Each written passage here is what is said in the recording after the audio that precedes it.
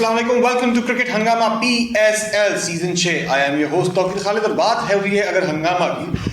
हंगामा भरपूर नज़र आया। अगर सबसे अपना जो लास्ट मैच खेला गया Karachi Kings versus Islamabad United के दरमियान, ज़बरदस्त बैटिंग करते नज़र आए बाबर आजम, शजीद खान, दोनों ने ही बड़े रन स्कोर किए। शजीद खान की बात करें तो 100 किए, मिड सेंचुरी मुकम्मल की अपनी बाबर आजम ने, मगर फिर भी वो मैच हारते नज़र आए इस्लामाबाद यूनाइटेड के हाथ। और इस हवाले से बात करेंगे आज के मैचेस के हवाले से भी हम बात करेंगे जो कि खेला जाएगा लाहौर वर्सेस मुल्तान के दरमियान, पेशावर ज़ल्मी वर्सेस कोयटा के दरमियान। और आज के दोनों मैच ही बहुत ज़्यादा इंपॉर्टेंट दिखाई देते हैं। दोनों इंपॉर्टेंट शख्सियत मेरे साथ यहाँ पे मौजूद हैं जो कि हमारे गेस्ट हैं। मेरे राइट साइड पे देखा जाए तो काफ़ी सारी पोजीशंस के ऊपर काम किया पाकिस्तान क्रिकेट बोर्ड के अंदर हारून रशीद साहब ने। इस्लाम हारून भाई, थैंक्स लॉट। और मेरे लेफ्ट साइड पे नसीम राजपूत साहब बैठे हैं जिन्होंने अच्छे खासे साल हो गए काम करते हुए, senior sports journalist, anchor, blogger. Naseem भाई, मैं क्या क्या बताता चलूँगा आपको? नहीं, मेरे बारे में तो खैर इतनी बताने की ज़रूरत नहीं है, लेकिन हारून भाई के साथ एक लफ्ज़ ज़रूर जुड़ना चाहिए और वो टेस्ट क्रिकेटर। उसके बाद ही उन्होंने जिम्मेदारियाँ अंजाम दी हैं। तो भले बाकी हम कुछ कहें ना कहें, लेकिन टेस्ट क्रिकेटर हमारे मुल्क में हैं कितने यार? 300 350 हैं टोटल अब तक की तारीख में, तो उस लिहाज से उनमें से एक हैं। हाँ भाई, आपकी नज़र में Karachi Kings versus Islamabad United का जो मैच खेला गया और जिस तरह से कराची किंग ने इनिशियली परफॉर्म किया, उसके लिए क्या कहना चाहिए? देखिए, हम जब गुफ्तगू कर रहे थे पिछले मैचेस के बारे में भी, तो हम ये देख रहे थे कि पिचेस जो हैं वो बहुत ज़्यादा इम्प्रूव होती हुई नज़र आई और हमने देखा कि हाई स्कोरिंग मैचेस नज़र आ रहे थे। और इनफैक्ट टॉस जो जीतने वाला अब तो कप्तान ऐसे बन गया, ये रूल ही बन गया कि जी टॉस जीतो और पहले ऑपोजिशन को बैटिंग करने के लिए डाल। दूसरी तरफ वो पहले बैटिंग करने वालों को भी इस बात का अंदाज़ा हो गया है कि हमें कितने नंबर ऑफ रन्स चाहिए बोर्ड के ऊपर, यानी हम कितने रन्स करें थोड़ा सा प्रेशर डाल सकते हैं। तो ये जहन में यही है कि जी 200 रन का हदफ तो करना बहुत ज़रूरी है अगर हमने पहले बैटिंग करनी है। और क्योंकि सेकंड टाइम हो सकता है ड्यू फैक्टर आ जाए, बॉल गीला हो जाता है तो बॉलिंग करना थोड़ा सा मुश्किल हो जाती है। तो कोशिशें हुई, कराची किंग्स ने बड़ा अच्छा खेले। शुरू में थोड़ा सा स्लो थे, लेकिन उसके बाद जब शजीद खान फॉर्म में वापस आए तो बहुत ही आउटस्टैंडिंग इनिंग खेली शजीद ने और अपनी टीम को उन्होंने मदद की कि वो 196 रन पर पहुँचे। जो ऐसे लगता था कि इस पिच के लिहाज से तो मुझे 10-15 रन कम ही लग रहे थे, लेकिन मुझे ये फीलिंग थी कि शायद ये फाइट आउट कर लेंगे, इनकी बॉलिंग इनको हेल्प कर देगी। लेकिन दूसरी तरफ इस्लामाबाद यूनाइटेड, जिसकी डीप डाउन उनकी बैटिंग लाइनअप है, उन्होंने बहुत ही अच्छे तरीके से इसका मुकाबला किया। और जो की फैक्टर था ना, वो फर्स्ट 6 ओवर्स का इस्तेमाल था, जो कि वो पावर प्ले का इस्तेमाल, और वो बहुत ही आउटस्टैंडिंगली हेल्स ने जिस तरीके से बैटिंग की है उसने उसको प्लेटफॉर्म प्रोवाइड किया। हर जिस तरह आप शजीद की बैटिंग की बात करें, आज से दो रोज़ पहले आप और नसीम भाई यही बात करते दिखाई दे रहे थे कि T20 वर्ल्ड कप आने वाला है, हमें एक अच्छा स्टार्ट चाहिए होगा, शजीद खान का चलना बहुत ज़रूरी है। लेकिन शजीद खान की अगर स्पेसिफिक इनिंग की बात करें जिसमें उन्होंने 100 किए हैं, तो उन्होंने 203 ओवर के अंदर पैड के ऊपर बॉल खाया, जो है क्रॉस खेलते दिखाई दिए, बड़े फंसे से दिखाई दिए। पूरी 100 इनिंग अगर उनकी इनिंग देखें तो 102 कैचेस भी छूटते दिखाई दिए। तो एक क्वालिटी बेशक 100 हुआ है, लेकिन अगर आपकी निगाह से देखें तो आपको नहीं लगता कि उतना अच्छा स्टार्ट नहीं, 100 तो बेशक हुआ है, लेकिन इतने अप टू द मार्क के बेंचमार्क सेट नहीं कर पाए? क्योंकि हमें तो इवेंचुअली PSL भी हो रहा है, तो इसलिए हो रहा है कि हमें इवेंचुअली जो है एक प्लेयर चाहिए T20 वर्ल्ड कप के लिए। देखो, इसमें तो आखिर एज ए बैट्समैन मैं आपको बताऊं कि क्या इसके पीछे जो रीज़न होता है। आपको पता है कि थोड़े से टेंटेटिव हैं शजीद, अपनी वो सेंटेंस पूरा करने के बाद आए हैं, बहुत ज़्यादा क्रिकेट खेल के नहीं आए हैं। तो वो फॉर्म जो आप एक्सपेक्ट कर रहे हैं कि वो आते ही पहले मैच से उनको मिल जाएगी, वो ऐसा नहीं होता। नॉर्मली बैट्समैन को 1 से 2 या 3 इनिंग्स चाहिए होती हैं कि वो आके ज़रा अपने आप को एडजस्ट करें और उसके बाद हिट मारें। अगर आप ये देखें कि उसके फर्स्ट 4 ओवर्स में अगर देखें तो 19 बॉलों में शायद उनके 11 रन थे। लेकिन आप देखेंगे जैसे उसका मोमेंटम बना, वो इस किस्म का प्लेयर है कि फिर तो डिस्ट्रॉय कर देता है ना किसी भी किस्म के बॉलिंग अटैक को। और फिर उसके बाद आप देखेंगे वो यानी आगे चले गए आजम खान के स्ट्राइक रेट से भी, बाबर आजम के स्ट्राइक रेट से भी, जो कि 128-130 पे बैटिंग कर रहे थे। इनका स्ट्राइक रेट 57 था। वेयर एज लेटेस्ट स्टेजेस में अगर आप देखेंगे कि बाबर आजम 128 से 100 के रन रेट उस पे स्ट्राइक रेट पे आ गए, और ये जो है ये 200 के करीब ये बाबर आजम ने तो अपने जो लास्ट 23 बॉलों के ऊपर एक भी बाउंड्री नहीं। जी, दिस इज वेयर, और यही तो डिफरेंस है। अगर आप अल्टीमेटली इसको अगर एनालाइज करें तो जो आखिरी के 5 ओवर्स हैं उसमें ना बाउंड्रीज लग सकी ना हिट, वो कि उन्होंने 55 रन बनाए आखिर के 5 ओवर्स में, लेकिन वो ज़्यादा होने चाहिए थे। 1 विकेट गिरी हुई है आप। अच्छा, हर भाई बाबर आजम ने कप्तानी भी करनी है वर्ल्ड कप के अंदर, कप्तान भी है हमारी टीम के, और आपको नहीं लगता अगर वो इस प्रेशर को हैंडल नहीं कर पा रहे हैं, कहीं ना कहीं प्रेशर में ज़रूर दिखाई दे रहे हैं बाबर आजम? क्योंकि देखिए ना, T20 के अंदर ही अगर आप आखिर में इस तरह से खेलते दिखाई देंगे तो मजीद जब कप्तानी का, अभी तो कप्तानी मात कर रहे हैं, जब कप्तानी का प्रेशर भी आएगा तो वो काम खड़े हैं। देखिए, हम जाकिर ये बात तो करते हैं कि अपने बैट्समैन के ऊपर बहुत ज़्यादा प्रेशर डाल देते हैं। क्या हमें क्रेडिट नहीं देना चाहिए इस्लामाबाद यूनाइटेड के बॉलर्स को? आई थिंक अब बहुत ही ज़बरदस्त बॉलिंग उस नए लड़के ने, वसीम ने की है। और उसी तरीके से अगर आप देखेंगे वसीम के साथ साथ अगर आप दूसरे उसको देखेंगे, उन्होंने भी सिर्फ 26 रन दिए हैं। नबी ये तो इमाद वसीम और ये जब वो लोग बैटिंग कर रहे थे। वेराज अगर आप देखेंगे हसन अली ने 1 विकेट लिया 36 रन देके, फहीम अशरफ ने 28 रन दिए और उसके बाद वसीम ने सिर्फ 30 रन दिए। तो इट मींस कि इन दोनों बॉलर्स ने आके थोड़ा सा प्रेशर। अच्छा, यहाँ पर हुसैन तलब की अगर बात करते हैं, 2 ओवर करा करके उन्होंने 25 रन दिए, खिलाड़ी को आउट भी किया। जी मुश्किल था। नहीं, देखिए स्पिनर्स को तो डेफिनेटली मार पड़ी है इसमें। उसका रीज़न मैं आपको बता दूंगा क्यों ऐसा हो रहा है। हमारे स्पिनर्स बहुत ज़्यादा तेज़ बॉलिंग करने की कोशिश कर रहे हैं, वेयर स्पिनर्स जब तक फ्लाइट नहीं देंगे, जब तक हवा नहीं देंगे, छक्के तो फिर भी लगेंगे, लेकिन बहुत ज़्यादा चांसेस हैं अगर वो फ्लाइट दें तो कोई गेंद स्पिन हो जाए और वो टॉप एज हो जाए। तो अभी थोड़ा सा इन बॉलर्स को चाहिए कि थोड़ा सा हवा देना शुरू करें अपनी बॉलिंग में, क्योंकि पिचेस जो बन गई हैं वो थोड़ा सा हेल्प कर रही हैं स्पिनर। ये नसीम भाई, पिचेस स्पिनर्स को हेल्प कर रही हैं। तो लेकिन आपकी राय नसीम में ज़रूर चाहूँगा कि आपने पहले शो में ये सवाल उठाया था कि हमारे ओपनिंग जो है प्लेयर वो T20 वर्ल्ड कप के लिए बहुत ज़्यादा इंपॉर्टेंट है। शर्जील से स्टार्ट करते हैं। शर्जील से तो स्टार्ट करते हैं, क्योंकि शर्जील ने तो देखें, जिससे अरुण भाई ने बात कही कि अपना रोल प्ले कर दिया था। अगर वो जैसे बताया 19 गेंदों पर उनके 11 रन थे, दैन अगर वो 59 बॉल्स पे 104 रन करके जा रहे हैं। देखिए, लक तो फेवर करता है जब आप सेंचुरी करते हैं। T20 में आपने मारना है। अभी रिजवान की सेंचुरी आप देखें, उसके 2 कैच नहीं छूटे तो फिर लास्ट के अंदर हाथों के कैच ड्रॉप हो गए, तो वो सेंचुरी कहाँ से हो रही थी जो इतने सारे रिकॉर्ड सामने आ गए? नसीम भाई, मैं स्पेसिफिकली कैसे शूट नहीं बात नहीं कर रहा। बात ये है कि जो मैं शर्जील के साथ जितनी थोड़ी क्रिकेट खेला हूँ, उसका एक क्राइटेरिया है खेलने का, वो गुड लेंथ की बॉल को भी जो है हिट करता है ऑन साइड की तरफ, और उसकी आई इतनी एक्स्ट्रा ऑर्डिनरी कि वो पैड पे नहीं खाता, फिर वो बॉल जाती है सीधा बाहर। असल में वो आप बात कर रहे हो पाबंदी से पहले की। देखें, उस वक्त का कॉन्फिडेंस लेवल बिल्कुल मुख्तलिफ था। उसके बाद से अब तक शर्जील ने पाकिस्तान टीम में कम बैक नहीं किया है। शर्जील अब तक जो खेलें, या तो लास्ट ईयर PSL खेले थे या कुछ डोमेस्टिक क्रिकेट खेलें, ये एक बहुत बड़ा फ़र्क है। दूसरी चीज़ ये कि एक दिन पहले फ़खर जमान 82 रन की इनिंग खेल के जा रहे हैं। शर्जील का मेन कंपटीशन किससे? अगर वर्ल्ड T20 में जाना है तो फ़खर जमान से। तो शर्जील के जहन में भी ये टास्क था कि मैंने भी अब रन्स डालने होंगे, उसके लिए उसने थोड़ा स्टे भी किया। लेकिन मेरा सीरियस क्वेश्चन है बाबर आजम के हवाले से। देखें, बाबर आजम जब से कैप्टन बने हैं, जब से वो उस तरीके से परफॉर्म नहीं कर रहे जितनी वो फ्लुएंट बैटिंग कर रहे थे।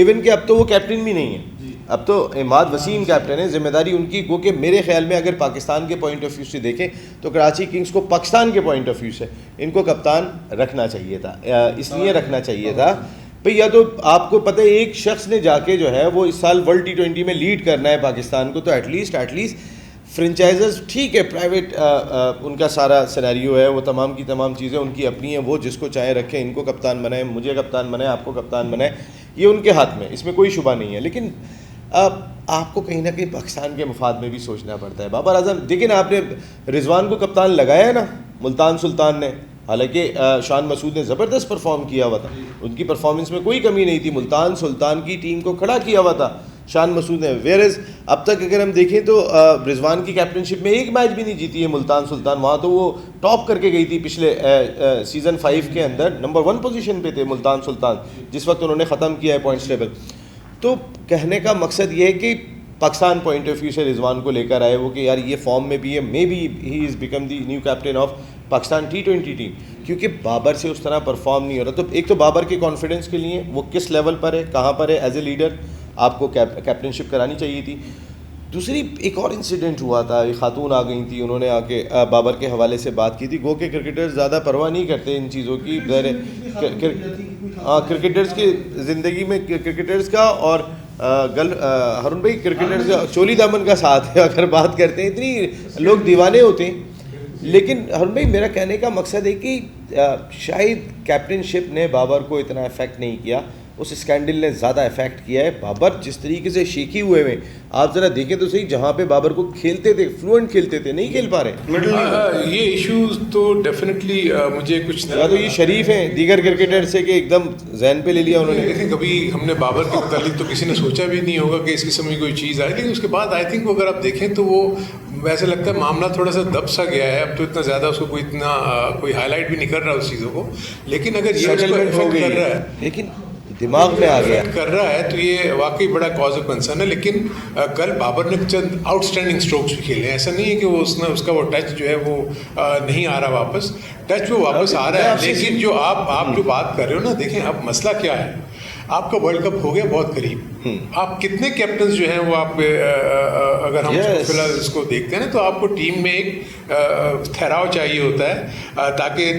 थिंक टैंक जो भी है, चाहे वो कोचेज़ हैं चाहे वो कैप्टन्स हैं, ये मिलके जब तक 6 से 7 महीने इकट्ठा काम नहीं करेंगे तो प्रॉब्लम्स होंगी। अगर हम अभी आगे भी देखते हैं कि कोई हमारी T20 सीरीज़ हैं, हो सकता है उसमें भी अगर हमें नाकामी का सामना करना पड़े, तो मैं नहीं समझता कि अब जो इन्होंने डिसीजन ले लिया है बाबर आजम का, I would stick with Babar Azam, और उसको थोड़ा सा जो टीम मैनेजमेंट है ना, उसको भी पुश करना कि जस्ट फॉरगेट अबाउट एवरीथिंग। आप अपना मतलब जो गेम है वो नेशनल वे में खेलो, कप्तानी आपको साथ साथ टीम मैनेजमेंट तो लाजमी तौर पे हारून भाई यही बात कह रही होगी, लेकिन अगर मेरे अपने माइंड के अंदर कोई चीज़ चल रही है तो इट्स वेरी डिफिकल्ट। ये इंडिविजुअल अपना है। और अगर वो देखे ना, एक आदमी है, देखे वो अंदर से भी शराफत वाली तबीयत रखता है, उसके साथ कोई स्कैंडल हो जाए ना तो आखिर तो उस पर ज़्यादा इफेक्ट करता है, बजाय इसके कि एक शख्स वो कि भाई मैं तो ठीक है, दोस्तियाँ होती हैं, ताल्लुकात होते हैं, वो मैं तो इस तरीके से, बहुत सारे क्रिकेटर्स हैं वो खुल के बात करते हैं, मेरी अपनी ज़ाती ज़िंदगी है जी, मेरा ग्राउंड में खेल देखो, खुल के बात करते हैं वो बहुत सारे।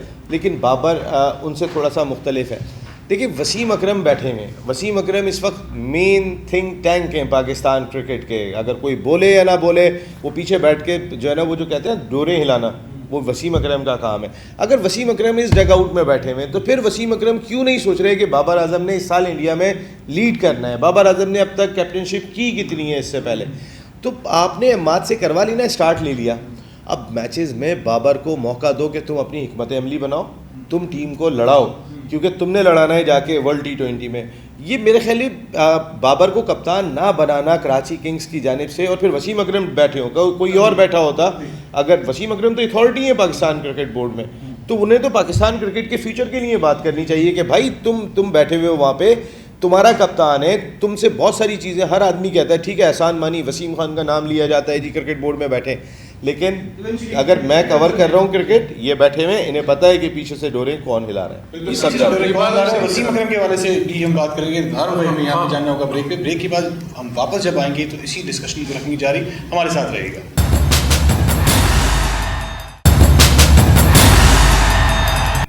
Welcome back once again. Break पे जाने से पहले हम बात कर रहे थे बाबर आजम की परफॉर्मेंस के बारे में, उनकी कप्तानी के हवाले से, वसीम अकरम के बारे में कि वसीम अकरम बाबर आजम के साथ कराची किंग्स का डकआउट शेयर कर रहे हैं। उसके बाद भी जो है ओवरऑल परफॉर्मेंसेज हैं वो ख़ास दिखाई नहीं दे रही कराची किंग्स की, और ख़ास तौर पे अगर फ्यूचर एस्पेक्ट की बात करें तो कहाँ पर खड़ी है पाकिस्तान टीम बाबर आजम की कप्तानी के हवाले से भी। तो हारून रशीद साहब, अगर आप ये चीज़ को क्लोजली मॉनिटर करके बताइए कि जिस तरह से वसीम अकरम चीज़ों की बागडोर संभाल रहे हैं पाकिस्तान क्रिकेट बोर्ड में या फिर कराची किंग्स में, PSL में ओवरऑल, तो आपको नहीं लगता कि मामला बहुत बेहतर होने चाहिए जितने बेहतर दिख नहीं रहे? आई थिंक नसीम ने जो पॉइंट रेज किया उसको भी ड्यू उसकी कंसिडरेशन डेफिनेटली बनती है कि उसको सोचना चाहिए। लेकिन मैं एज ए फ्रेंचाइज मैं ये भी देखता हूँ कि इमाद वसीम की कप्तानी में लास्ट ईयर चैम्पियन रही है। अब आप एकदम से ये सोच भी आती है कि यार एक ऐसा कैप्टन जिसने आपको जिताया हुआ है, जैसे हम सरफराज के मतलब इतनी बात करते हैं कि जी उसने चैंपियंस ट्रॉफी जिताई हुई थी और उसको कैसे T20 से आपने निकाल दिया, उसको कप्तानी से हटा दिया। तो यही सिचुएशन आई थिंक के की मैनेजमेंट ने भी फेस की होगी।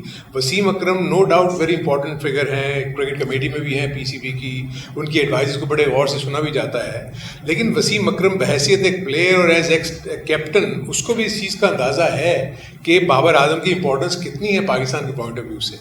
लेकिन मैं तो एक दूसरे एस्पेक्ट से बात कर रहा हूँ कि ऑब्वियसली जब बाबर आजम को कप्तान बनाया गया था, मेरे अपने नज़दीक वो प्री मैच्योर था, मेरे अपने नज़दीक। अभी बाबर आजम को कप्तानी के पॉइंट ऑफ व्यू से अभी इतनी जल्दी टच नहीं करना चाहिए था, बिकॉज अभी वो अपने आप को इस्टेब्लिश कर रहा था। आप देखें ना, at the age of 23-24 He is leading the side. He is not, Graham Smith of South Africa. अगर आप देखेंगे थोड़ा सा मतलब वो पर्सनैलिटी ऐसी है जिसमें नजर आता है कि असर्ट नहीं कर सकता वो अभी, क्योंकि ऑब्वियसली अभी तो जितने भी सीनियर प्लेयर्स उसके साथ या सीनियर मैनेजमेंट उसके साथ बैठी हुई है, वो थोड़ा सा उनसे सबड्यूट तो होता होगा। अच्छा, हारून एक चीज़ दिखाई देती है, जिस तरह फॉर सपोज आए एकदम से जो है कप्तान हटा दिया गया, सरफराज को बाबर को कप्तान बना दिया गया, ऑल ऑफ अ सडन चुटकियों के अंदर फैसले हो गए। अगर बाबर परफॉर्म नहीं करता बीइंग द कैप्टन, इसकी अकाउंटेबिलिटी कौन करेगा? हमारे यहाँ सबसे बड़ा मसला होता है अकाउंटेबिलिटी। देखिए, क्रिकेट कमेटी को इसलिए तो बनाया गया, वरना क्रिकेट कमेटी का क्या रोल है आप मुझे बताएं। एकदम से ये हुआ वो दूसरा नहीं, क्रिकेट कमेटी क्या है? क्रिकेट कमेटी वो रिकमेंडेशन देती है जिसको चेयरमैन जब तक एक्सेप्ट ना करे उसका कोई फैसला काबिल कबूल ही नहीं है। रबर स्टैम्प पे हारून भाई। इसलिए जब कोई चीज डिसीजन लेनी होती है तो वो क्रिकेट कमेटी के सामने जाती है, हमने ये डिसीजन लेना है, आप इसको एंडोर्स करते हैं, दैट्स इट। दूसरा ये है कि बाबर को कप्तान बनाने में नसीम, आपको याद होगा कि वसीम अकरम का भी तो रोल था, सबसे बड़ा रोल है। मैं वही आपको आ रहा था अभी इस जानेब के, cricket committee is a dummy.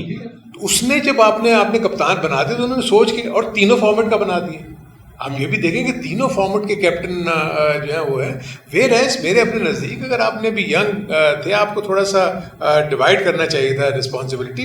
बहुत बड़ी रिस्पॉन्सिबिलिटी है, it's not easy. Babar Azam ने, ठीक है मैं मानता हूँ अंडर 16 से कप्तानी वो कर रहे हैं, वो अंडर 19 के भी कप्तान रह चुके हुए हैं, ठीक है उनमें वो चीज़ नज़र आती है कि वो आगे चाहे कप्तान बनेंगे, लेकिन आपके पास इस वक्त नंबर 1 बैट्समैन वो है। अगर वो फेल होगा तो आपकी बाकी टीम सारी की सारी जरूरी तो नहीं है ना कि वो अगर पहले कप्तानी कर चुके तो अभी भी वो इसी फ्रेम ऑफ माइंड में थे, वो तो अभी ज्यादा से ज्यादा। लेकिन एक्सपीरियंस तो काउंट करता है ना, कि पहले से काउंट करता है, तौकीर जो पहले से करता हुआ आ रहा है। लेकिन बात यही, अभी हारून भाई ने जो बात कही कि आपने इतना बोझ डाल दिया, तीनों फॉर्मेट का बोझ डाल दिया। अरे भाई, अगर आपने एक डिसीजन लिया, आप कह रहे हैं क्रिकेट कमेटी इज डमी। नहीं, मैं आता हूँ क्रिकेट कमेटी इज डमी में, वो बताता हूँ। आप अगर कप्तानी की बात कर रहे हैं तो देखें, आपके पास आपने अजहर अली को कप्तान लगाया था ना, तो थोड़ा सा तो आगे चलते उसके साथ। आपने लगाया और हटाया, मकसद है कि आप यू टर्न लेने के माहिर बने हुए। आपने कितने यू टर्न लिए? मिसबाहुल हक को आपने 3 जिम्मेदारियां दी थी, बैटिंग कंसल्टेंट आपने वापस लिया, चेयरमैन सिलेक्शन कमेटी आपने वापस लिया, इतने बड़े बड़े फैसले करके आप वापस ले रहे हो और रातों रात वापस ले रहे हो। कल ऐसा ना हो कि इस PSL में अम्माद वसीम अगर दोबारा कामयाबी दिला दे, बोले बाबर तुम हटो, अम्माद वसीम कप्तान लगेगा। ऐसे क्रिकेट बोर्ड नहीं चलते। ऐसे जो ना, आपको अपने फैसले पे थोड़ा क़याम करना पड़ता है, थोड़ा रुकना पड़ता है। आपने जो बात की, आपको याद होना चाहिए कि अम्माद वसीम अभी पाकिस्तान की टीम से ड्रॉप भी हुए। जी, ड्रॉप हुए हैं, even he is not in the team. और सबसे बड़ी चीज़, उसने लास्ट ईयर अगर टाइटल जिताया था, मैं बात ये कर रहा हूँ, अगर आप डमी की बात कर लेते हैं, पाकिस्तान क्रिकेट बोर्ड की जो क्रिकेट कमेटी है, इसके तीसरे सरबराह सामने आए, अभी चौथे सरबराह। उन सरबराहों की अगर मैं बात कर लेता हूं तो बस हारून भाई रह गए थे, बाकी तो सारे सरबराह बने थे उसके। अगर मोहसिन हसन खान से स्टार्ट हुआ था, जब ये क्रिकेट बोर्ड आया था तो पहले मोहसिन हसन खान साहब को ये रिस्पॉन्सिबिलिटी दी गई थी, फिर मोहसिन हसन खान साहब को मेरे ख्याल कुछ और लाड़े रप्पे कराए गए कि यहाँ से आपको घुमा के इधर ले आएंगे। उन्होंने कहा ओके, वेल डन। उसके बाद वो don't play with Pakistan, play for Pakistan. तो उन्होंने कहा कि नहीं, ओके, प्ले इन होम। उन्होंने घर भेज दिया उनको। उन्होंने कहा, कहने लगे कि आपकी ज़रूरत ही नहीं है। देन वसीम खान खुद सरबराह बने, फिर एक क्रिटिसाइज हुआ कि he is the chief executive officer of Pakistan cricket board. अगर वो चीफ एग्जीक्यूटिव ऑफिसर है पाकिस्तान क्रिकेट बोर्ड का और वो क्रिकेट कमेटी की भी सरबराह है, तो फिर क्रिकेट कमेटी के जो भी रिकमेंडेशन आ रही हैं वो जा किसको रही हैं? CEO को या चेयरमैन को? तो CEO खुद बैठा हुआ है क्रिकेट कमेटी का सरबराह और वो रिकमेंडेशन भी ले रहा है। तो ये क्रिटिसाइज जो है वो एकदम से चेंज हुआ, तो वसीम खान को हटाना पड़ा। अब फिर उसके बाद एक और सरबराह आए थे क्रिकेट कमेटी के, फिर उसके बाद इन्होंने सलीम यूसुफ को लेकर आए। अच्छा, इससे पहले जो क्रिकेट कमेटी के इजलास ही नहीं होते थे। हम किसी से पूछते थे भाई क्रिकेट कमेटी की मीटिंग कब है, कहने लगे यार, नदीम खान तो मेरे शो में आते थे, कहते मीटिंग होगी तो बताएंगे भाई। अब जो हाई परफॉर्मेंस सेंटर के डायरेक्टर हैं नदीम खान साहब, कहते मीटिंग होगी तो पता चलेगा कि हमारी मीटिंग है कब। अब कुछ मीटिंग्स होना शुरू हुई हैं सलीम यूसुफ साहब के आने के बाद, लेकिन सारे हम ख्याल लोग बैठे हुए, जैसे मैं कहता हूँ गवर्निंग बोर्ड डमी है PCB का। यार आप अंदाज़ा करो, नजम सेठी साहब के दौर में जो क्रिकेट बोर्ड था, वो एहसान मानी साहब के दौर में भी वही क्रिकेट बोर्ड था, यानी गवर्निंग बोर्ड था, और वही डिसीजन पे साइन कर रहा था। मकसद है कि पूरा बोर्ड का सेटअप चेंज हो गया और जिसकी बुनियाद पे बदला गया था वही गवर्निंग बोर्ड बैठा हुआ था। यही होगी ना, जिसने अकाउंटेबिलिटी करनी है, जो सिस्टम बनाता है वही सिस्टम तोड़ता भी है। देखिए, सिस्टम किसके हाथ में, मतलब मुझे आज तक ये समझ नहीं आया। ऑनेस्टली मैं बताऊं, मैं जब सोशल मीडिया को देखता हूँ ना, अब तो डिजिटल मीडिया पे बहुत सारी चीजें शिफ्ट हो गई हैं, लोगों को पता ही नहीं है कि कौन क्या है, कौन क्या कर रहा है, कौन क्या नहीं कर रहा है। नसीब में बिल्कुल ऑनेस्ट बात कर रहा हूँ मैं। और अकाउंटेबिलिटी कौन करेगा, किस तरह करेगा, ये भी नहीं पता। देखिए लोगों का ये काम भी नहीं है, ये तो हम मीडिया होता है जो उनको अवेयरनेस देते हैं, ठीक है ना। लोगों को तो ये पता है बाबर आजम टीम का कप्तान है, फ़खर ने ओपनिंग कर दी, 1 डाउन पे ये आएगा, 2 डाउन पे इसकी जगह पे इसको खिलाना चाहिए, इसकी जगह वो सिर्फ 16 तक घूमती है कौम मोस्टली। उसको नहीं पता कि एहसान मानी के क्या क्या काम है, उसको नहीं पता वसीम खान की क्या क्या काम है, उसको नहीं पता नदीम खान के क्या क्या काम है, उन्हें नहीं पता, और ना उनका कोई इंटरेस्ट है।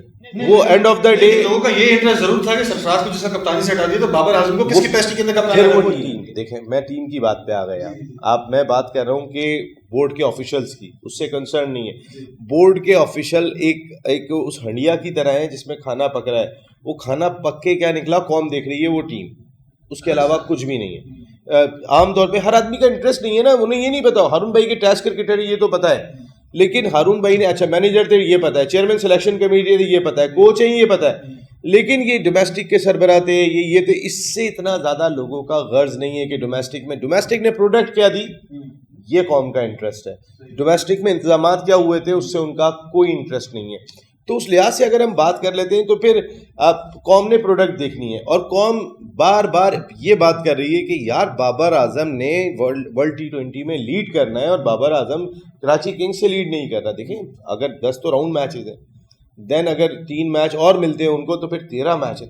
तौकीर 13 मैच बहुत बड़ा एक्सपीरियंस है, अब तक बाबर ने 5 मैचों में कप्तानी नहीं की है, तो 13 मैच अगर उनको यहाँ बहसियत कप्तान मिलते तो कितनी बड़ी तैयारी होती है हारून भाई बिफोर वर्ल्ड T20। ये पॉइंट आपका बहुत वैलिड है, क्योंकि अभी अगर मैं ये देखता हूँ कि आपका ये जब मार्च में आपका ये एंड होगा सीजन, तो हार्डली आपके पास 3 से 4 महीने रह जाएंगे। जी 3 से 4 महीने में ज़्यादा से ज़्यादा कितनी सीरीज और खेलेंगे? सर 4 T20 है हमारे, 5 T20 हैं टोटल। साउथ अफ्रीका में 3 है और इंग्लैंड में 2 या 3 है, बस यही रहे हमारे पास। उससे तो जो आपका पॉइंट बनता है ना कि कैप्टेनेसी का जो वो उसके ऊपर जो उसको सारा कुछ जो गुर उसने सीखने थे, क्योंकि T20 की जो कप्तानी है ना वो तो बहुत ही मुश्किल कप्तानी है, क्योंकि 1 ओवर में 2 ओवर में तो चीजें चेंज हो जाती हैं। 2 रन आउट हो गए, आपका सारा का सारा प्लान फेल हो गया। सो इसलिए वहां तो बहुत क्विक थिंकिंग चाहिए कि मुझे क्या करना है क्या नहीं करना, फास्ट बॉलर लाना है, स्पिनर लाना है, और कौन से फील्डर को कहाँ खड़ा करना है, किसको कहाँ खड़ा करना है। तो ये वाकई बड़ा इशू है। इसमें जितना ज्यादा आपको एक्सपीरियंस दिया जाए उतना ज्यादा आप उसमें से निकल सकते हैं, क्योंकि मुख्तलिफ सिचुएशंस को आपने हैंडल करना है। कभी आप अगर डगआउट में बैठे हुए आपको 13 रन चेज करने हैं, कभी आप जब फील्ड में मौजूद है तो आपको 4 रन बचाने हैं। आपको ये चीजें वो होती है जो कैप्टन को हर वक्त उसका माइंड चल रहा होता है कि मैंने कौन से मेरे 5 बॉलर हैं जिनको मैं इस्तेमाल करूंगा, ये बॉलर अगर इसको हिट पड़ गई तो मैंने कौन से 6ठे बॉलर को लेके आना है, कौन से 7वें बॉलर को लाना है, ये आपके फिंगर टिप्स पे और आपके दिमाग में होता है। तो जब आपकी अपनी फॉर्म जैसे कि बता रहे हैं कि जिस तरह नजर आ रहा है कि बाबर थोड़ा सा शेकी है, मेंटली थोड़ा सा वो डिस्टर्ब डेफिनेटली नजर आ रहा है, इसमें कोई 2 राय नहीं है, क्योंकि वो इस तरीके से कभी हमने इससे पहले नहीं खेलते हुए देखा हमने जी।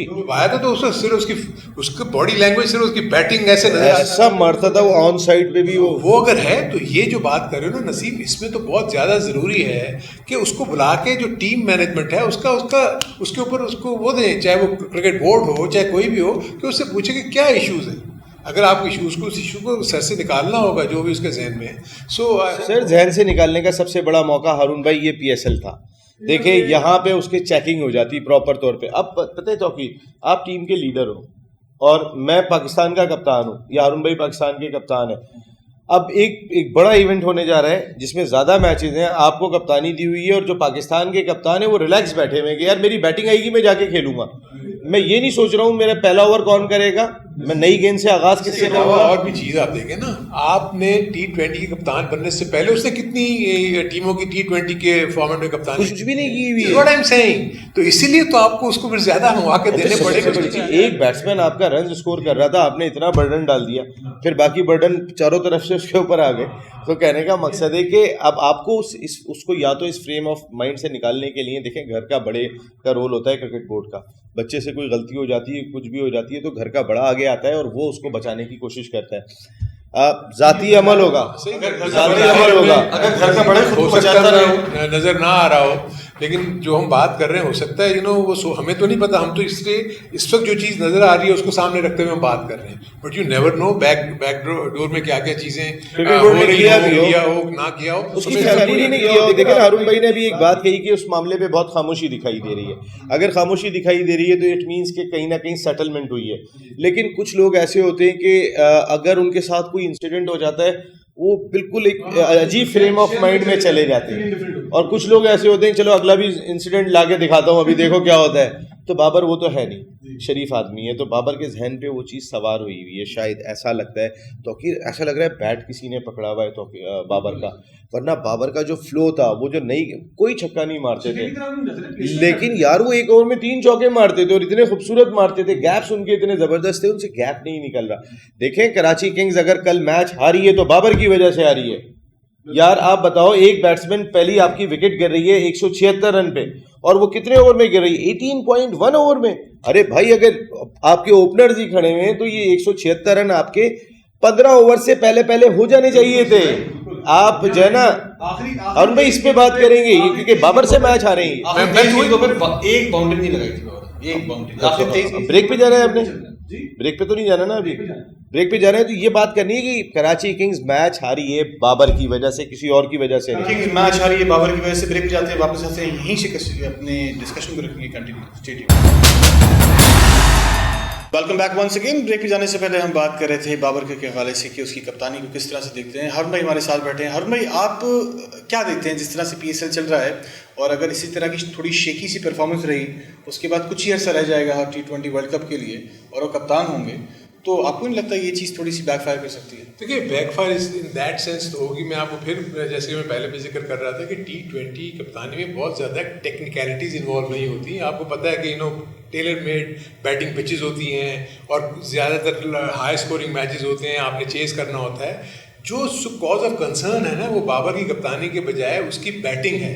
क्या वो बैटिंग उस फुल थ्रॉटल में, उस फुल जिस तरीके से वो करता चला आया है, नंबर 1 बैट्समैन हो गया हुआ है, क्या वो एज ए कैप्टन वो परफॉर्मेंस दे सकता है या नहीं दे सकता? आपने जब उसको कप्तान बनाने का फैसला किया तो क्या इन एस्पेक्ट्स पे सोचा गया था या नहीं सोचा गया था? क्योंकि आपके पास जो रिमेनिंग बैट्समैन है, अभी तक कोई तो अपने आप को एस्टैब्लिश नहीं कर सका।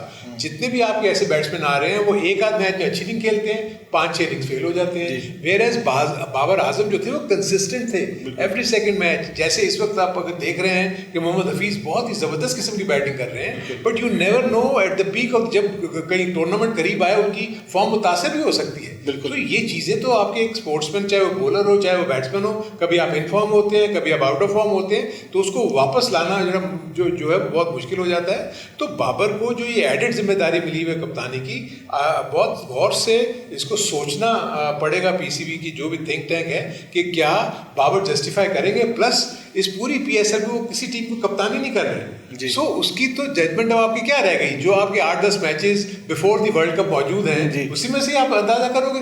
वंस अगर वो कैप्टन बन गया तो मैं नहीं समझता कि इतना करीब जाके कोई भी टूर्नामेंट के आप कप्तान को चेंज करने के बारे में सोचोगे। सो दिस इज़ वेयर जो कि मैं थोड़ा सा परेशान हूँ कि पाकिस्तान अगर अपने जहन में वो लेकर आते हैं अगर चेंज करना, तो फिर इमीडिएट डिसीजन होना चाहिए। Whereas near to the world cup आप अगर कप्तानी को चेंज करने की सोचोगे तो वो मैं नहीं। जिस तरह से कि near to the world cup, जिस तरह हम भाई कह रहे हैं कि कप्तानी को चेंज करना नहीं चाहिए, आपने बार बार निशानदेही की ओपनर्स के ऊपर।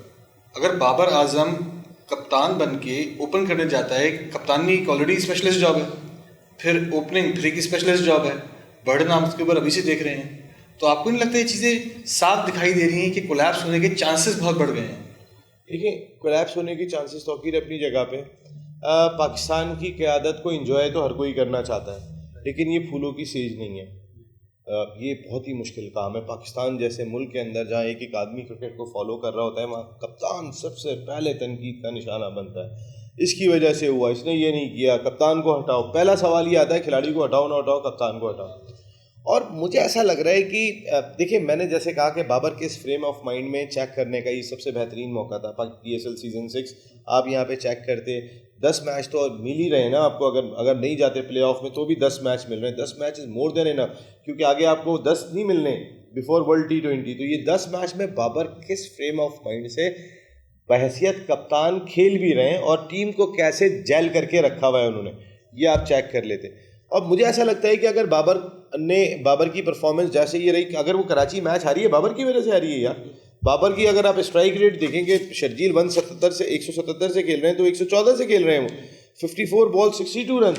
मकसद है कि आपने रन बॉल किए में, आप अगर 2 बैट्समैन नॉट आउट है, मैं तो 18.1 ओवर में पहली विकेट गिरी है, वहाँ तक रहने के बाद अगर आपकी ये परफॉर्मेंस है तो फिर तो बहुत ही सवालिया निशान है। यहाँ तो प्रेशर कोई नहीं था बाबर पे, 23 बॉलों पे बाउंड्री नहीं लगी तो कब लगेगी? बाबर पे अब कोई प्रेशर नहीं बचा था। शर्जील ने जब एक ओवर में 4 छक्के मार दिए थे ना शादाब को, अब बाबर पे कोई प्रेशर नहीं था क्योंकि शर्जील के लग रहे थे। तो बाबर को भी मारना था, पीछे सारी बैटिंग बैठी हुई है, उनको क्या आपने शादी में लेकर आए हमें खाने पे? अब ये जो नसीम ने बात की है, आई थिंक इसको इस तरीके से देखता हूँ मैं, इसी मैच के हवाले से बात करता हूँ, ठीक है। 196 इन्होंने किया। जो ये फर्स्ट 6 ओवर्स की जो बात कर रहे हैं ना कि अगर रिजवान और बाबर ओपन जाते हैं, दूसरी तरफ हेल्स ने जो इनिंग खेल दी फर्स्ट 6 ओवर्स में जी, जैसन रॉय आता है उसके साथ 46 रन करके एक प्लेटफॉर्म सेट कर दिया। बावजूद उसके विकेट्स गिरती रही, लेकिन उन्होंने यस वेरी इंपॉर्टेंट T20 के पॉइंट ऑफ व्यू से अपने जहन में आप बिठा लें कि उनकी 100 कराची की 196 पे 3 गिरे, विकेट्स कुछ नहीं कर सकी। इस्लामाबाद यूनाइटेड की विकेट्स गिरती रही, लेकिन उन्होंने रन रेट अपना कैसे मेंटेन किया? आई थिंक हेल्स ने जो प्लेटफॉर्म प्रोवाइड किया उसको फिनिश किया आपके आसिफ अली ने। सो आपको एज एन ओपनिंग बैट्समैन आपको तो इतने एक्सप्लोसिव बैट्समैन चाहिए कि चाहे वो 0 करे, इसका कोई इशू नहीं है, लेकिन अगर वो 6 ओवर खड़े होते हैं तो बोर्ड पे 60 रन लगे हुए हों, बोर्ड पे 70 रन लगे हो फर्स्ट 5-6 ओवर्स में। So this is how you got to think about T20 and this is modern day T20 cricket. Yes, explosive approach यही है चाहिए। तो दैट मींस कि इतने एक्सप्लोसिव तो आपको बाबर आजम नहीं नजर आते T20 वर्ल्ड कप के। मेरे अपने नजदीक जो उनका स्ट्राइक रेट नजर आ रहा है 112, 113, 140, सर जिस वक्त वो वर्ल्ड के नंबर 1 बैट्समैन थे, उस वक्त भी उनका 130 नहीं था 128, 127, इस पे वो वर्ल्ड के नंबर 1 बैट्समैन थे बिकॉज वो रन स्कोर कर रहे थे। अगर क्राइटेरिया स्ट्राइक रेट होता, अभी मैं कल एक लिस्ट देख रहा था, उसमें जो अब तक हमारी कंडीशन में, इमारात हमारी कंडीशन है, पाकिस्तान हमारी कंडीशन है, जो टॉप 10 स्ट्राइक रेट थे बैट्समैनों के पास PSL की हिस्ट्री के, उसमें अरुण भाई पाकिस्तानी दिखाई नहीं दे रहे, सारे फॉरनर्स हैं। यही इसी को मैं फर्दर सेकंड करता हूँ कि आप देखें ना, मार्टिन गप्टिल कुछ नहीं करता वो जी, अगर देखा जिस दिन करता है पूरा कर तो मींस मैच विनर, मतलब 50 बॉलों में 90।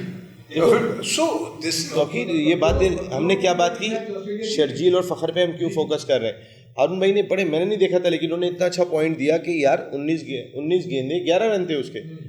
और देखिए शर्जील में वो कैपेबिलिटी है कि वो कवर कर सकता है अगर शुरू में स्लो भी हो गया, लेकिन बाबर में वो कैपेबिलिटी नहीं है, रिजवान में वो कैपेबिलिटी नहीं है जो फ़खर में है। हम जो बात कर रहे हैं वही कह रहे हैं कि अगर शुरू में ठीक है किसी बॉलर का बहुत अच्छा स्पेल हो गया, लेकिन बाद में भी तो बॉलर ने आना है ना। ये वो बैट्समैन है कि ऑन अ डे, ये देखें शर्जील को मैन ऑफ द मैच बनना चाहिए था। अगर जो बंदा ये वाली इनिंग खेल रहा है और उसकी टीम मैच हार जाए तो इसका मकसद हुआ कि दीगर बैट्समैनों ने परफॉर्म नहीं किया, और उसमें अगर वो पाकिस्तान टीम का कप्तान शामिल हो, वो कोई और ना हो, वो जो वर्ल्ड का T20 बैट्समैन रहा, उसकी वजह से ये हुआ हो, तो देखें पाकिस्तान क्रिकेट पे कितने बड़े सवालिया निशान है, आप खुद अंदाजा कर सकते हैं। कंट्रीब्यूशन नहीं रहा। हाँ जी, देखें अब वही जो बात ये करें ना, 128 से शुरू हुए स्ट्राइक रेट से बाबर, और जब एंड हुई उनकी इनिंग तो वो 114 पे 113 पे आ चुके थे। सो इनफैक्ट तो यही वो चीज़ है जो आपको नुकसान पहुंचा के गई ना अपनी टीम को, वरना यही स्कोर 196 हुआ, ये 222-225 होता तो आप सोचें ना कि जो 5 बॉलें बाकी रह गई उनमें उनको वो 30-35 रन कर। जब T20 वर्ल्ड कप का T20 का कप्तान बनाया जा रहा था बाबर आजम को, तो काफ़ी हद तक जो है वसीम अकरम की भी राय शामिल की गई थी। क्यों नहीं? ऐसा कैसे नहीं हो सकता, ये मुमकिन नहीं है। लेकिन देखिए मैं आपको एक बात बताऊं कि सरफराज के ख़िलाफ़ बहुत सारे लोग थे, मासेस जो है ना वो, कि सरफराज हालांकि वो टीम को तो जिता रहे, लेकिन सर भाई 1992 वर्ल्ड कप में इमरान खान साहब ने किया क्या था? चले मैं आज आपसे सवाल करता हूँ, उनकी 75 रन की इनिंग निकाल दो जो उन्होंने फाइनल में खेली थी, ऊपर से ओपनर्स फंसे थे, वो और जावेद मियादाद खड़े हुए थे, उसके बाद इंतजाम ने और उसने हिट की थी। खान साहब ने बॉलिंग भी नहीं की थी, कोई कितनी बड़ी बॉलिंग कर दी थी। खान साहब का गेंद जो है विकेट कीपर तक मुश्किल से पहुंचता था, क्योंकि अब वो इंजरी के बाद आए थे, जिस उम्र में वो खेल रहे थे, लेकिन उनकी लीडरशिप थी जिसने 1992 वर्ल्ड कप जिताया था। देखिए वसीम अकरम ने परफॉर्म किया यार, 3 बॉलरों के साथ वो वर्ल्ड कप जीत के आ गए, 3 बॉलरों के साथ। अरुण भाई माइनस आकिब जावेद, कोई भी नहीं था उस वक्त, आकिब तो था, माइनस वकार यूनुस, ठीक है। अब आप अंदाज़ा करें कि सईद अनवर उस टीम के अंदर नहीं थे, जो दो उस वक्त के मेन की प्लेयर थे आपके, जो उस टीम यार 3 बॉलरों के साथ खेलते थे, आकिब, मुश्ताक और वसीम। आपके पास दूसरे कभी एजाज आके गेंद कर रहे हैं, कभी जो है वो गेंद कर रहे हैं, और जो आपके लेग स्पिनर आप वसीम हैदर को लेके गए थे उनसे परफॉर्म नहीं हो रहा था, इकबाल सिकंदर को लेके गए थे, खिलाया था उसको, यानी जहाँ उन्होंने दो लेग स्पिनर खिलाने थे वहाँ उनको खिलाया उन्होंने। जो ये बात की ना, देखो क्या उस वक्त जो फॉर्मेट था वो ये था कि आपको शुरू में विकेट्स बचानी है, एंड में आपने रन्स करने हैं। ये जो चेंज होता है ना आपका जो माइंड, जो क्रिकेट का जो खेलने का तरीका, पहले ज़माने में क्रिकेट का ये होता था कि आप विकेट्स बचाएं और एंड में आप जो है ना आखिर के 10 ओवर, उस वक्त 250 रन भी बहुत होते थे ना, होते थे 250-275 रन बहुत होते थे। हुआ ये कि शुरू में जाती उस वर्ल्ड कप में 92 के पाकिस्तान के विकेट्स गिरनी शुरू हुई, ठीक है। अच्छा, इमरान बैटिंग करने आते थे 7 या 6, 7 या 8 पे। उन्होंने जो डिसीजन जो कह रहे हैं लीडरशिप की जो बात है, उन्होंने कहा नहीं, मैं ऊपर जाके ना मैं विकेट्स बचाने 3 पे खेल के मैं विकेट्स जो है वो बचाऊंगा, दूसरे मेरे जो है लड़कों को मैं खिलाऊंगा। आप देखेंगे वो स्ट्रेटजी पे कर गई। So this is how you think as a captain. तो मेरा एक बात मैं आपको बताऊं, क्रिकेट में लक का बहुत बड़ा आंसर है। देखें, मैं आपको जो मुझे याद है कि वो उस दिन रमीज़ भाई बता रहे थे कि जब पाकिस्तान बहुत बुरी तरीके से हार रहा था, वो उसको हरा दे, वो उससे हार जाए, हम ये वाले सारे मैचेस जीत लें जिनसे कोई भी टीम हारी नहीं थी, न्यूजीलैंड तो किसी से भी नहीं हारी थी, तो हम सेमीफाइनल में पहुंच जाएंगे। तो सारे ने कहा अब तो हमारी कहानी ख़त्म हो गई। तो एजाज और रमीज़ बैठे हुए थे कमरे में। रमीज़ भाई ने बताया कि इमरान भाई कभी नहीं आते थे किसी के कमरे में, अगर किसी को बुलाना होता था, बात करनी होती थी, तो इंतखाब भाई आ जाते थे इमरान भाई के कमरे में और ये बुला लेते थे, जावेद भाई बैठे होते थे वहाँ पे। उस दिन इमरान खान जो है ना, इनको हैरान ही नहीं ना, तो ये तो कोई भी आता था तो समझते थे लड़का है, तो कहने लगे कि तो ये बोलते थे कौन है बे, आपस में लड़कों का मजाक होता है। तो खान साहब ने दरवाज़ा बजाया होगा, तो अंदर से आवाज़ आई कौन है बे, तो उसने कहा इमरान। तो इन्होंने कहा ये कोई ड्रामा कर रहा है और इमरान की आवाज़ बना के बोल रहा है। तो कोई एक्सपेक्ट ही नहीं कर रहा, खान साहब खड़े होंगे दरवाजे पे। कहने लगे कि उन्होंने कहा कि कहने लगे कि अच्छा इमरान बने हुए हो, यूँ करके दरवाज़ा खोला तो खान साहब खड़े हुए, कह रहे हमारे ऐसा लगा कि जिसम में खून नहीं है, इतने डरते थे उस वक्त। यंग थे सारे, कह रहे हम वहीं बैठ गए, इमरान भाई सॉरी वो हमें पता नहीं था कि वो। कहने लगे नहीं मैं कुछ भी नहीं यार, क्योंकि इमरान भाई खुद परेशान थे। इमरान भाई के सामने शौकत खानम हॉस्पिटल सबसे बड़ी एक, देखें पाकिस्तान वर्ल्ड कप जीता है एक कॉज की वजह से, वो शौकत खानम हॉस्पिटल था, वरना पाकिस्तान नहीं था कहीं पे भी। खान साहब अंदर आए, अंदर आके कहने लगे कि हाँ तुम लोग बहुत रिलैक्स हो रहे हो, रिलैक्स ना हो, हम यहाँ से वर्ल्ड कप जीत के जाएंगे, बस मैं तुम्हें ये बताने हूँ अपनी मोटिवेशन को ख़त्म ना करो। तो एक तो कह लें कि हमारे लिए ये बहुत था कि इमरान भाई कह लें, लेकिन जब वो कमरे से गए हम दोनों फिर हंसते हंसते गिर गए कि खान साहब को क्या हो गया, अब है कहाँ पे, कह रहे हैं बैट पे गिर पड़े थे। लेकिन वो लीडर था, वो लीडर आज वज़ीर आज़म भी नज़र आ रहे हैं। मैं नसीम की बात को ना आपको एक और मैं इंपॉर्टेंट चीज़ बताऊंगा, क्योंकि हम लोग यहाँ पर बैठे हुए थे, जावेद बर्की उस वक्त चेयरमैन सिलेक्शन कमेटी थे, और मेरा उनका क्योंकि डिफेंस में ही घर था, तो मैं ना ड्यूरिंग मैचेस कभी वो बुला लेते थे तो मैं उनके साथ जाके डिस्कशन करता था। तो वो इंटरेस्टिंग डिस्कशन बताऊँगा इसी वर्ल्ड कप के हवाले से। ठीक है, जिसमें ब्रेकिंग हम लोग जाएंगे ब्रेक पे, ब्रेक के बाद वापस आएंगे तो इंटरेस्टिंग डिस्कशन जो हमारी चल रही है उसको रखेंगे जारी। Stay tuned. Welcome back once again. Break में जाने से पहले कुछ मज़ेदार किस्से जो है वो यहाँ सुनाई जा रहे थे। हर भाई आप कुछ किस्सा? हाँ, मैं बता रहा था कि उसी 92 के हवाले से इन्होंने तो टीम के अंदर की बात की ना कि किस तरीके से वहाँ लोग हंस रहे थे, तो यहाँ भी हम भी बैठे हुए यहाँ पर इसी तक कर रहे थे। उस ज़माने में जावेद बर्की साहब जो थे, जो इमरान के कज़न भी हैं, तो वो चीफ सेलेक्टर थे। अच्छा। मैं क्योंकि अंडर 19 के सिलसिले में, मैं उस ज़माने में अंडर 19 का सिलेक्टर भी था और मैं कोच भी था, तो कभी कभी चला जाता था। नसीम भाई, लाहौर वर्सेस मुल्तान में मैं मजलूमों के साथ चाहूँगा। मुल्तान सुल्तान और कोयटा ग्लैडिएटर्स इस वक्त मजलूम है, 2-2 मैच हार के आ रहे हैं। कोयटा ग्लैडिएटर्स तो मेरी टीम है भाई, मैं तो किसी भी कीमत पे उसको ओन करता हूँ। ज़ाहिर हर आदमी की एक अपनी पसंद है, अरुण भाई की भी होगी, आपकी भी होगी। एंड ऑफ द डे जीतेगा तो पाकिस्तान। ये क्रिकेट हंगामा जो हो रहा है वो पाकिस्तान के लिए हो रहा है ना, और किसी के लिए नहीं हो रहा कि इस साल वर्ल्ड T20 खेलना है। मैं मजलूमों के साथ चाहूँगा, दूसरे लफ्ज़ों में आपको ये कहूँगा। ये ठीक है। Thank you so much Naseem भाई, बहुत शुक्रिया। अनेक और आपके ज़बरदस्त जो कमेंट्स होते हैं वो हमेशा याद रहते हैं, लोग बहुत ज़्यादा सुनना चाहते हैं। हारून भाई, थैंक्स लॉट वंस अगेन। आप जिस तरह से एनालाइज करते हैं मुझे सीखने का बहुत ज़्यादा मौका मिलता है। Thanks lot. तो जी, आपने गुफ्तगू सुनी कि कौन किसके साथ जा रहा है, और hope be the best team wins. अब तब तक के लिए अब हम आपसे मुलाकात करेंगे कल। आज 2 मैच खेले जाएंगे, लाहौर वर्सेस मुल्तान सुल्तान्स, दूसरा Peshawar Zalmi versus Quetta Gladiator. May the best team wins. मैं तौकीर खालिद आप सबसे इजाज़त चाहूँगा। अल्लाह हाफ़िज़।